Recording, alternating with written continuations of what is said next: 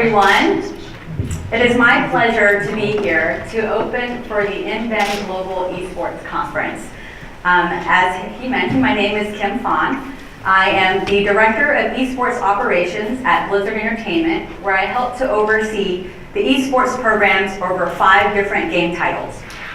But if you rewind to about 15 years ago, I was better known as Bunny, a Warcraft 3 shoutcaster, or an audio commentator as they were called back then. There was no live streaming, there were no VODs. People who really wanted to follow esports had to find it somewhere in the deep forums of the communities. We had to download replay files and an audio file that accompanied it, just so we could follow the esports action. I'm trying to keep this mic closer. For live events, we would see audiences maybe in the dozens or the low hundreds if we were even lucky. We were all scattered around folding tables and folding chairs. We had to watch the action on a projection that was really blurry, or we had to huddle behind somebody who was competing in the tournament. Professional players back then, they were students or had full-time jobs, and so many of them poured their savings and their free time just to attend these small LAN events. In the West, we did not have internet cafes or the PC bombs that they have in Korea, where players were able to gather together and play games with their friends or meet people who also had the same interest in video games.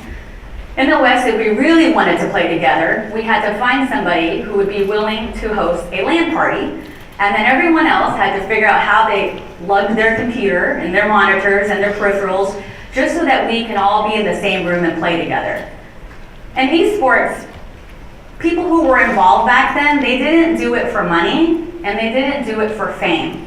They did it because it was what they loved and it was what they were passionate about. It was why I did it. It was why I loved it. And I know that my experiences are not unique. Any of you in this room over the age of 30, I know share very similar experiences, whether you're looking fondly back on Winamp files or replay packages, or finding a way to host a LAN party, or cramming yourselves in a car full of people with your PCs and those giant monitors and all of your peripherals just so that you can attend the closest LAN event and meet other internet friends.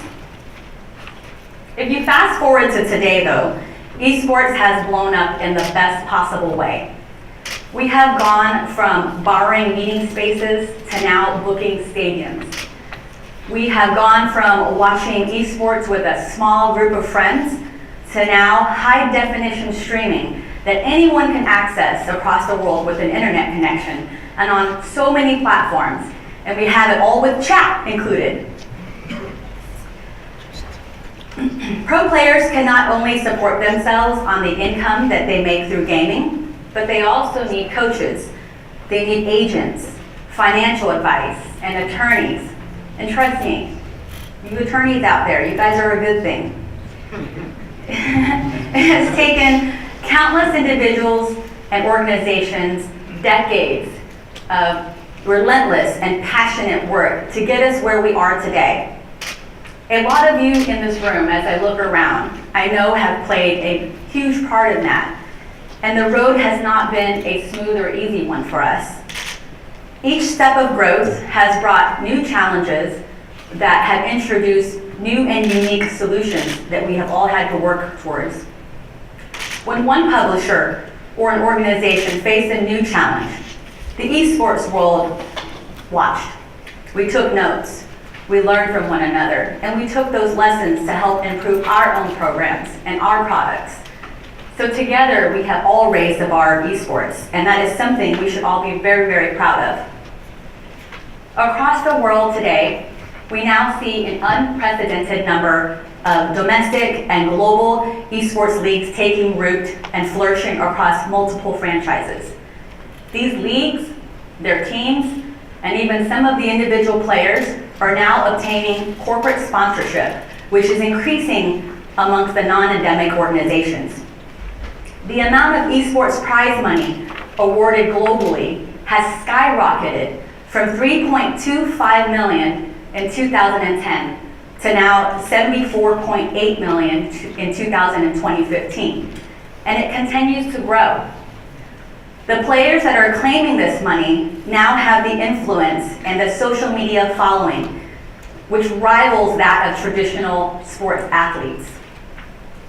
These players' stories and the sheer size and following of the leagues that they participate in are now gaining the increased attention of mainstream media. And this attention, for the very first time, is now leaning more towards curiosity and respect, rather than the confused and mocking tone that has previously been used to talk about our world. We are becoming more and more difficult to dismiss. So it is important that we are proud of what esports has accomplished in its time. But now we must look ahead, and now we must focus on the challenges that we all face today. The perceptions of esports as a hobby of the socially marginalized has rather been a difficult one to break. And although it has improved in the last few years, our work there is not done yet. Today, we all face a very real challenge in esports that the internet faces as a whole, and that is harassment and anti-social behavior. This generation does not know a world where the internet doesn't exist. As we speak today, there are professional players that are navigating the boundaries of professionalism, of language, of conduct, and of the streaming culture. The missteps that players can make can give the impression to any potential or current fan or any sponsor that maybe esports culture is not for them. But I know that all of you in this room know that is further from the truth. We are also experiencing large gaps in tournament professionalism. Some esports franchises are suffering a lot of pain in administration and prize pool distribution. We are seeing organizations entering the space trying to make a quick buck, and they are treating their players, our players, poorly. We are seeing issues with gambling, which has led to match fixing and win trading. We are seeing players who have dedicated their teenage years and their early 20s to esports. Now in retirement, they find themselves suddenly left with nothing, often lacking a college education or skills to fall back on. This multitude of challenges that esports faces today, it adds up, and it's a lot of pressure. It seems like every time we fail to address a challenge in an effective way, we are somehow holding esports back, and we're preventing ourselves from our potential growth. But the good news is that we are all just as passionate today as we were decades ago. Together, we can continue to move things forward. Everyone in this room, everyone in the esports ecosystem, whether you're a publisher, an organization, a team owner, a player, a fan, a talent, we all have an important part to play in this next stage of growth. Part of my job, and what keeps me up at night, is making sure that as Blizzard Entertainment, we live up to our end of the bargain. We recognize that part of what will get us collectively there to the next level in esports is to make sure that our programs and our communities that surround them are more welcoming and more inclusive. The more people who feel like they belong here, the more people who feel safe playing our games, and the more people who are actively engaging in our communities, the bigger our audience becomes, and the bigger esports will grow. As a publisher and the owners of esports competitions across 5 different franchises, it's Blizzard's responsibility to ensure that we are doing everything that we can to maintain the integrity, the professionalism, and the safety and the marketability of our players and the fans that I know they all deserve. Esports is not an old boys club anymore, nor it should be. There are 185 million active gamers in the United States alone, and half of them are women. Esports doesn't live in this dark, hard-to-find corner of the internet. We are everywhere. We are on TV, we are on billboards, we're splattered across the internet. And esports is now in a category that is easier to discover and fall in love with, just like it was for traditional sports for previous generations. And everyone is welcome to join and escape with us. This is most clear at Blizzard when we are looking at the Overwatch League, where the audience at the Blizzard Arena is filled with families. Mothers and fathers are bringing their children. We have kids hosting birthday parties there. It's where people can go and see a woman play for the Shanghai Dragons. It's where there is an openly gay man competing on the Houston Outlaws. We are so proud of this progress, but it's only the beginning, and there's still so much more work to be done. At Blizzard, we have launched diversity initiatives across the company to level our collective understanding of and the importance of inclusion. Just a few months ago, I had the honor of emceeing at our internal women's summit. It was the first summit that Blizzard held where we invited all of the women in the company to come together, to collaborate, to share, to grow, and to learn from one another.